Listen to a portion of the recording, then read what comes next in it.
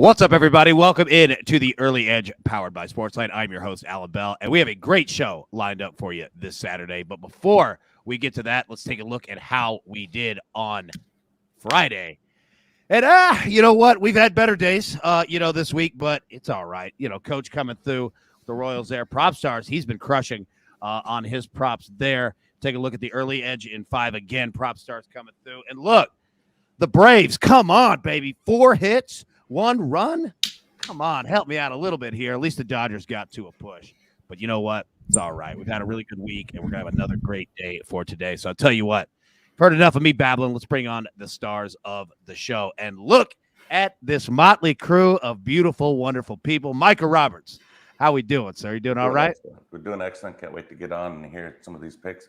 UFC, looking forward to that. So, let's go. My man, Micah, I love it. All right, Andrew Gomez. It looks like you are in, upstate New York. Nice trees, nice shrubbery out there. How we doing, sir? New Jersey, actually. I'm doing well, though. Enjoying the weather, ready to get into it today. I see that everyone's had a great week on SportsLine and on the Early Edge, so I'm looking to join the party. There we go, man. I love it. And look at this beautiful face right here. Buckets, kind sir, how we doing? I'm doing well. I'm in the same boat as Andrew. I'm excited to join the Early Edge streak here and get some MLS action going here today. Hey, well, I'll tell you what. You know what? I am too, man. Let's not waste any time. We'll get right to it. All right, Micah, coming back to you. All right, hot prop bettors. Talk to me, man. What do we need to know? Yeah, I told you last week I've been betting a lot of these props, like total bases, 1.5 over, under total bases, mostly just betting the over. I'm just taking the hot guys and the hot hitters right now. By the way, this last week of baseball has been amazing. The Braves Giants series was, I felt like October. I mean, there were such well-played ball games, and they were so fun. Great games back and forth. Pitching had its day, and then the hitting had its day. And then we come into this Yankees-Astros series. It's been an amazing week of baseball so far. I'm loving it so far. But the hot hitters right now, just over the last week, Andrew Vaughn is just killing it. The White Sox slugger. He has 24 hits in the last 2 weeks, and he's been the top guy over like the last 3 weeks, killing the ball. And Dansby Swanson, 21 hits. Ryan Mountcastle from the Baltimore Orioles getting over this number every day, 20 hits as well over the last 2 weeks. Ahmad Rosario from the Cleveland Ball Club, he's doing amazing, 19 hits. And same with Brian Reynolds, the Pirates. Nobody talks about the Pirates, and deservedly so. They're not very good. But this guy is killing it every single day, 19 hits in the last 2 weeks. And he's been one of the top 10 players over the last month of baseball, hitting the ball really well. Yeah, and I was kidding, about the Braves in regards to last night. What you said, this team has been incredibly hot. And you brought up Dansby Swanson. Coming into the game yesterday against the Dodgers, I think he had, 3 home runs in his last 4 at-bats? I mean, It was just something unbelievable. Yeah, that Braves-Giants series, I'm with you. It felt like postseason. It really did. It felt like October. It was a good feeling in June to have that excitement come out in baseball. And I just had to sit back and reflect. I go, this is really good baseball I'm watching in June, and the intensity with the crowd. It was really good baseball. Yeah, I completely agree. Now, speaking of intensity, Gambas, coming up to you, man. We got UFC Fight Night tonight, all right? So, for somebody who has no idea what the card is like, break it down for us. What are our big fights? What are you looking forward to? What do we need to know? Yeah, if you're a casual fan, if you're newer to the sport, Arman Tsarukyan versus Mateus Gamrot is an amazing main event. These are two of the guys, both dark horses at 155 pounds, really just extremely great talents. So if you're not familiar with Tsarukyan and Gamrot, go look them up before the fights tonight. Both have incredible records, great skills, very well-rounded. This is going to be a great main event. In the co-main event, you have Shavkat Rakhmonov, who's, again, is one of the hottest prospects at 170 pounds. He's 15-0 with 15 finishes, so I'm looking forward to a great card tonight. Yeah, it's weird. Like, I never thought about it until I was looking over the show this morning.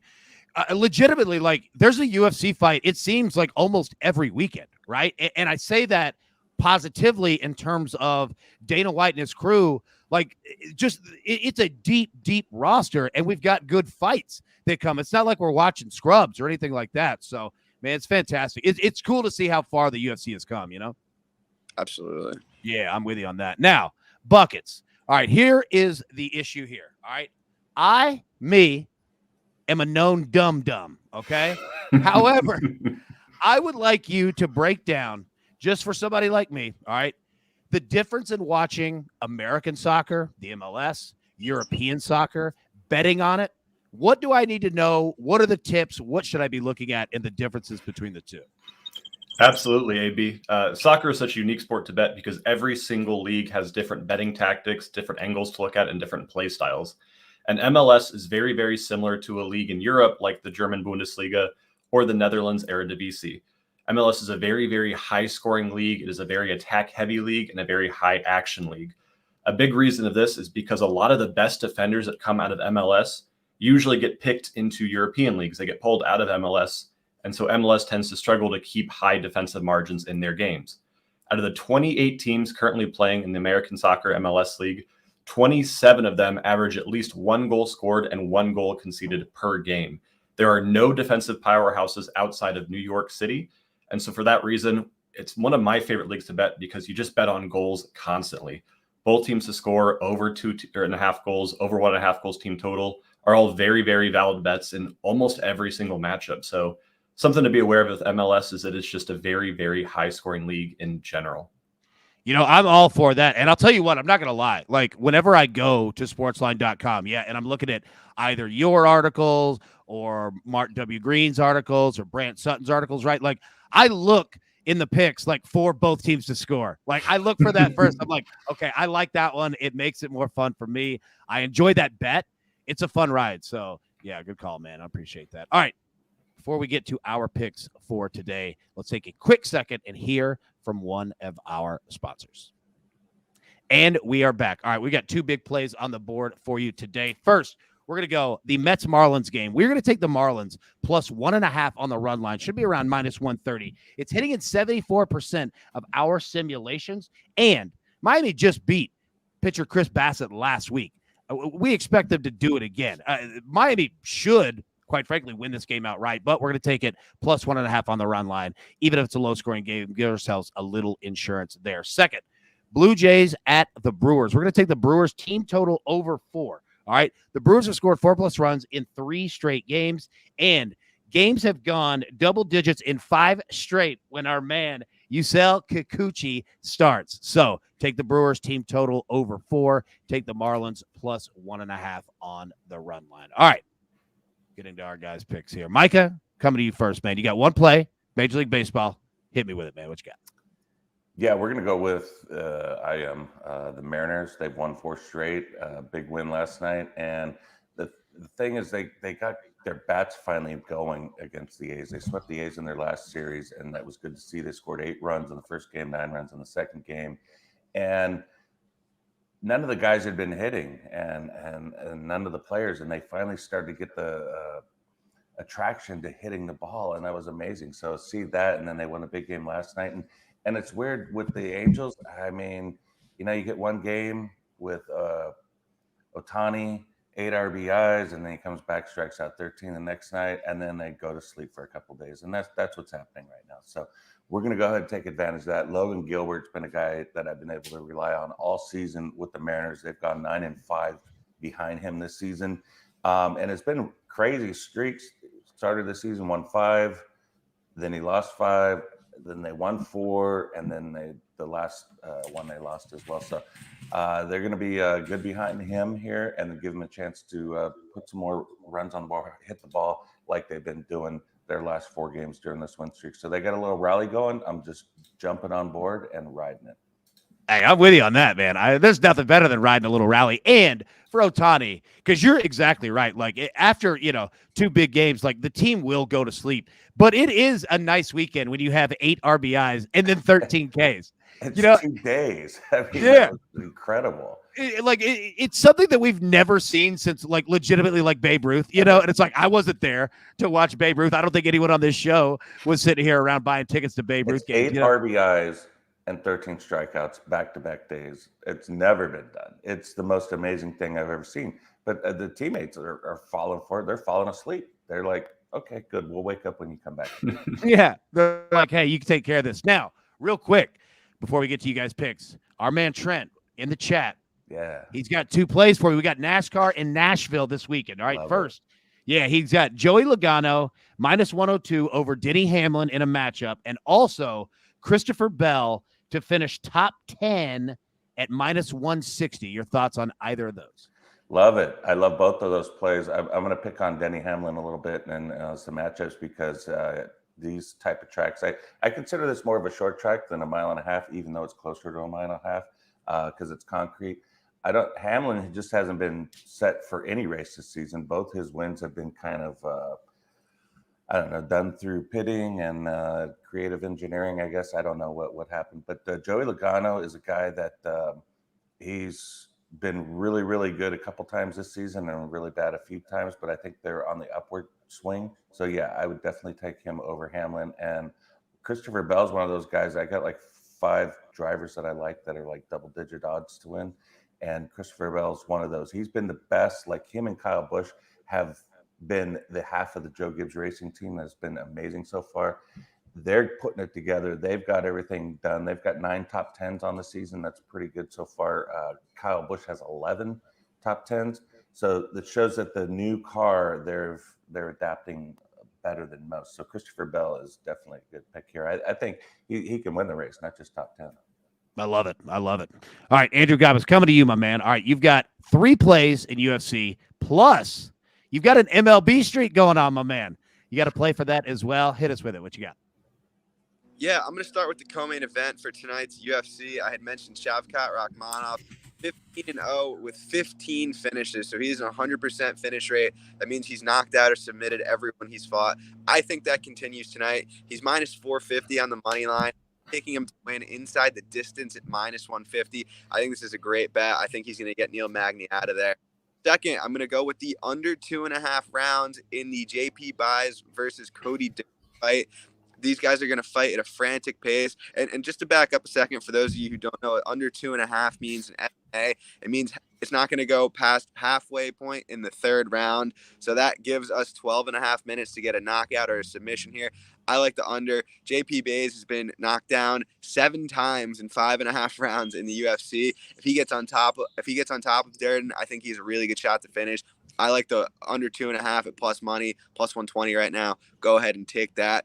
And then lastly, we're going to go with Sergey Morozov, money line over Raulian Paiva. Sergey Morozov was dominating his last fight, and it just got away from him. He almost finished Douglas Silva de Andrade in the very first round. It got away from him. He took the loss, but I'm still high on him as a prospect. I think this is actually a good buy low spot on him. You could get him for about minus 140. I like him. I think he's big wrestling upside here. Paiva used to fight at 125. I like Morozov in the spot on the money line. And then lastly, I'm putting my undefeated baseball record on the line, going back to the well here. I like the Yankees today. They've got Garrett Cole on the mound, taking on his former team, the Astros. The Yankees have been outstanding at home. They haven't had to use much of their bullpen this series, so they're going to have guys like Clay Holmes, Michael King rested up for tonight. I like the Yankees to get it done at minus 160. I think that's a little bit short. Dude, I'll tell you this, man. The Yankees have been a wagon. Excuse me. And that's without Garrett Cole on the mound. You put him on the mound, dude, problems, man. I like that play a whole lot. All right, Buckets, coming over to you. Like I said, known dum-dum over here. You've got 3 plays, MLS. Hit me with it, man. What are we riding today? Absolutely. We are jumping on 3 different games, and all 3 of our picks involve goals here. The first one's going to be Toronto FC versus Atlanta United. We are taking Atlanta to score over 1.5 goals team total at minus 105 odds. Atlanta has scored 2 or more goals in 6 of their last 7 matches, and they're playing a Toronto FC side that is the 2nd worst defensive team in all of MLS, with 29 goals conceded in just 15 games. So we're loving the odds for Atlanta to do some damage there. Going into our second game, we've got Austin FC versus FC Dallas. It is the battle of the Texas teams, and it is the closest thing that we're going to get to a derby in the MLS. These teams have played twice over the past year and hit score lines of 5-3 and 2-1. They have both scored over 2.5 goals in 5 of their last 6 matches, and somehow we're still getting a match total of over 2.5 at minus 150. It's a little bit of juice, but I have no problem taking that. Phenomenal odds there for 2 teams that love to score. Going into our third and final matchup here, we have Inter Miami versus Minnesota United. These are 2 teams that are kind of deadlocked. They're in the same position. They're in the same record in their conferences at 5, 3, and 7. However, they are going in opposite directions in recent form. Inter Miami has looked phenomenal, while Minnesota United has only won one game in their past 7. We're getting Inter Miami, draw no bet at minus 125. They're playing at home. That's a hard stadium to play at, and I expect Inter Miami, honestly, to win that game outright, but I like taking the safety net at draw no bet there at minus 125. All right, I love those replays. Now, for anyone like myself who doesn't know what a draw no bet, could you explain that for us? Absolutely. So a draw no bet just gives you a little bit of a safety net. If you take Inter Miami, draw no bet, it means if Inter wins, you get your money, you win the bet. If they draw in any capacity, 0-0, 1-1, 2-2, it doesn't matter. That bet is a push. So you just get your bet back. So the only way you actually lose is if Minnesota United wins this matchup. Nice. And you get that at minus 125. That's a nice little play. Safe. Yeah, that's a nice play right there. I like it. Good call. All right, everybody, grab your paper, grab your pencil. Take a look at the recap here. And yeah, it's all right. We did a good job today. Micah Roberts on the Mariners money line plus 115. Buckets, as he just mentioned, Atlanta United team total over 1.5. Austin FC Dallas over 2.5 in that match. And then Inter Miami draw no bet. Andrew Gomez is on Rachmanov, wins inside the distance. Durden buys under 2.5. Am I pronouncing this correct? Morozov? Yeah. Yeah. All right. I just want to make sure. Him, Sergey on the. We're gonna go Sergey on the money line here, minus 135, and then the Yankees money line minus 170. Our 2 side plays for today: Marlins plus 1.5 on the run line. Brewers team total over 4. All right, now the AB pick 3. All right, let me walk through this really quickly. Let me put this back on the board here. All right, so if you've been writing our plays for the College World Series. Excuse me, between John Bowman, Jake Fettner, and I, all 3 of us had an Ole Miss future to win the College World Series at plus 850. So we've got one side of it covered there. John Bowman also had Oklahoma to win the College World Series, and I think at plus 1,000 or somewhere around there. So we've got both teams covered. However, if you still want to play the College World Series, which is a best of 3, what you're going to do is this, okay? So you can pick either Oklahoma or Ole Miss, whichever team you think is going to win. I think Oklahoma is going to win the College World Series. So here's how I'm going to do it. Oklahoma, I'm going to play them on the money line in game 1 today. I'm going to play Oklahoma on the money line game 2 tomorrow. All right, regardless of what happens today. Then the College World Series over 2.5 games at minus 130. So now, essentially, all you have to do is get Oklahoma to win 1 game this weekend, and you are guaranteed 2 out of 3. The only nightmare scenario is if Ole Miss sweeps, or if you take Ole Miss in this strategy and Oklahoma sweeps. That's why I'm going with Oklahoma. I think they win at least 1 game. So that's how we're going to do it. Oklahoma money line game 1, Oklahoma money line game 2, and we're also going to play it over 2.5 games. It makes it sound like I'm running some sort of College World Series Ponzi scheme, but I promise you it's all legal, all above the board, and that's how we're going to do it. So, fellas, great show for today. I hope everybody that is tuning in has a great weekend, whether with friends or family or just chilling by yourself and just relax and get some time. I hope you enjoy it. We'll be back live tomorrow, Sunday at 10 a.m. Eastern as usual. But as always, best of luck. Let's cash these tickets, and we'll see you tomorrow.